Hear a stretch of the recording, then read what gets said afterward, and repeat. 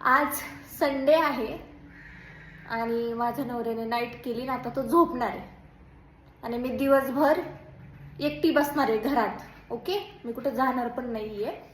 आणि ऑफिसमध्ये ना त्याच्या पण सुट्ट्या होतात, माझ्या पण सुट्ट्या होतात.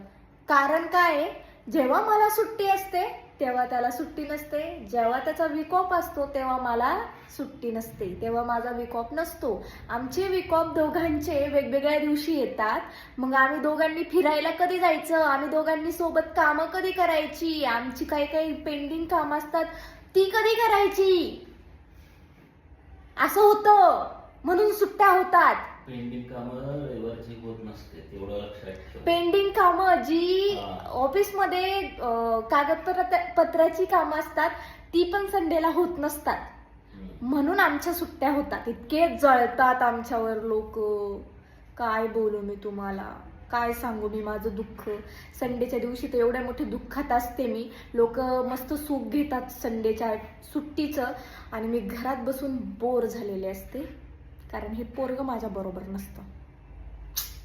Sad story.